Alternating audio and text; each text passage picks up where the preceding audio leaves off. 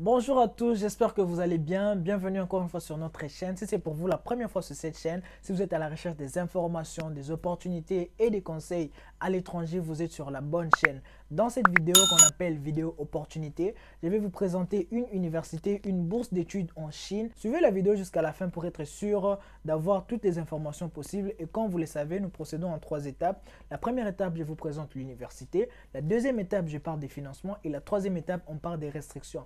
Qu'est-ce qu'il faut pour être sûr de bénéficier de cette opportunité? Qu'est-ce qu'il faut pour être sûr d'avoir cette bourse d'études? Donc, on se retrouve juste après.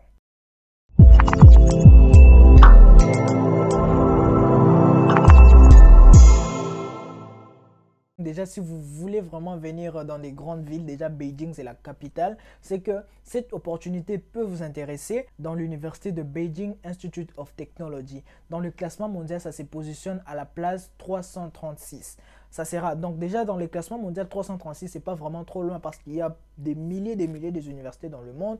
Et quand l'université se place à la 336e place, c'est que c'est déjà bon. Déjà, pour le programme ça sera donné en anglais et il y aura des programmes qui vont se donner en chinois. Et pour ceux qui veulent choisir le programme en chinois, on va vous exiger de présenter le certificat HSK pour être admissible. Mais quand vous n'avez pas de HSK, ce n'est pas un problème. Comme vous le savez, il y aura toujours une année de formation de langue pour vous préparer et commencer votre filière. Donc, si vous voulez faire le programme en chinois, vous allez soit faire une année de langue, soit passer le test HSK4 où vous l'avez déjà et présenter ça et vous allez commencer directement avec votre filière. Ça sera que pour les gens qui veulent faire la licence, pas pour le master, pas pour le doctorat encore une fois. Et puis, les filières organisées, nous avons l'informatique, le computer science, nous avons le génie mécanique, nous avons le génie électronique, nous avons le génie électrique, nous avons aussi l'automation et l'aéronautique. Ce sont les filières qui sont organisées à l'université de Beijing Institute of Technology. Si vous êtes intéressé par l'une de ces filières, vous pouvez postuler si une fois la partie finance va vous intéresser. Et parlant des rentrées, parlant de Intake, c'est le September Intake.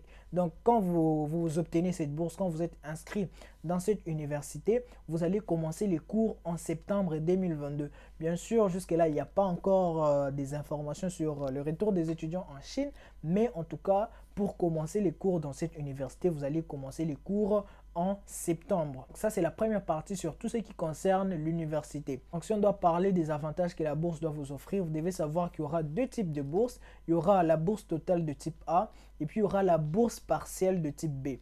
Pour la bourse totale de type A, on va payer pour vous la totalité des frais académiques, mais vous allez payer vous-même le logement. Et le logement, par an, vous allez payer 5 000. Il y a deux types de chambres, il y aura des types de campus. Il y aura le campus à 5 000 yuan et à 6 000 yuan. En tout cas, ça varie le tout entre 800 à, ça pas 1000, hein, c'est 950 dollars que vous aurez à payer chaque année. Donc, si votre monnaie c'est le franc CFA, vous pouvez traduire ça. Donc, essayez juste de transformer 800 dollars ou 950 dollars en francs CFA et vous allez savoir combien ça va vous coûter de payer pour le campus pendant un an parce que c'est pour un an, pas par mois. Donc, si vous obtenez la bourse totale de type A, vous n'aurez pas à payer les frais académiques, mais vous aurez à payer le logement et bien sûr, vous aurez à payer votre billet d'avion vous-même, vous aurez à payer le frais d'assurance et le visa, le permis de résidence. Donc, vous aurez à faire toutes ces dépenses vous-même. Tout ça, c'est si vous avez la bourse totale de type A. Maintenant, si vous avez la bourse partielle de type B, là, vous aurez à payer 50% des frais académiques et puis après, vous allez rajouter toutes ces dépenses que je viens de citer, donc le logement, la résidence, le billet d'avion et l'assurance. Vous aurez tout, vous aurez à payer tout ça par vous-même. Je donne aussi le conseil aux gens de ne pas trop se focaliser que sur l'argent. Il ne faut pas laisser passer une opportunité juste parce qu'on te demande de payer le logement. Donc, ce n'est pas aussi sérieux. Je ne sais pas si vous choisissez seulement la bourse plutôt que de choisir aussi la filière ou la formation. Donc, si vous avez la filière qui vous intéresse, je pense que ça reste toujours une bonne bourse parce que vous aurez qu'à payer le logement, mais vous ne payez pas la scolarité ou les frais académiques. Donc, je pense que c'est une bonne opportunité. Si vous avez n'importe quelle question, n'hésitez pas à mettre ça dans le commentaire, je vais vous répondre. Et comme vous le savez, savez, notre agence Experience is Abroad, on s'occupe bien sûr des inscriptions. On peut vous suivre, vous coacher pendant votre application en Chine et en Chypre. Actuellement, peut-être plus tard, on ira dans d'autres pays. Mais actuellement, nous œuvrons dans 2 pays, la Chine et la Chypre. Voilà, ça c'est la partie finance. Et en termes de restrictions, déjà la restriction d'âge, vous les savez déjà. Pour le bachelor, ça sera entre 18 et 24 ans. Au-delà des 24 ans, c'est impossible. C'est très difficile, pas impossible. C'est vraiment très difficile pour vous d'obtenir une inscription dans le programme des bachelors. Et en termes de nationalité, il n'y a pas de restriction de nationalité. Vous savez que parfois, il y a des pays qui sont interdit de postuler juste pour des différentes raisons. Donc, pour cette opportunité, toutes les nationalités sont les bienvenues. En tout cas, si vous voulez étudier à Beijing, si vous voulez vivre à Beijing, vous pouvez tenter votre chance à l'université de Beijing Institute of Technology. Et la date limite, c'est le 30 mai.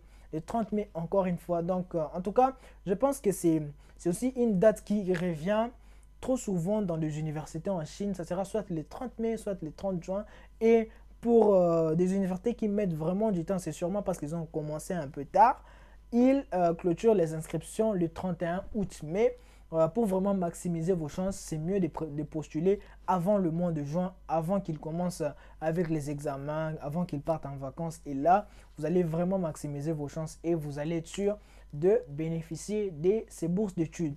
Et maintenant pour les documents, et ça va de même pour tous les pays. Si vous voulez aller étudier à l'étranger, vous devez déjà avoir ces documents avant de commencer le processus. Il s'agit bien sûr de votre passeport valide, de vos documents scolaires bien valides, des originaux, et puis avoir un casier judiciaire vide.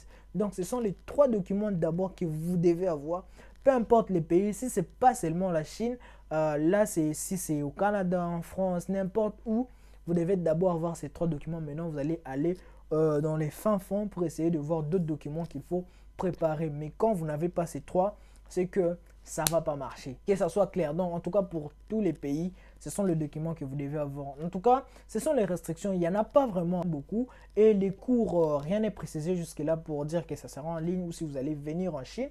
Mais jusqu'à présent, il n'y a que ça comme restriction. Donc, ça sera tout pour cette vidéo. Si vous avez aimé, n'hésitez pas de mettre un pouce bleu. N'hésitez pas de partager avec vos amis. N'hésitez pas de vous abonner si ce n'est pas encore fait. N'hésitez pas non plus de me faire un petit coucou dans les commentaires. Comme ça, on va essayer d'échanger encore une fois. Ça fait plaisir. Et sur ce, je vous dis à bientôt dans la prochaine vidéo. Ciao!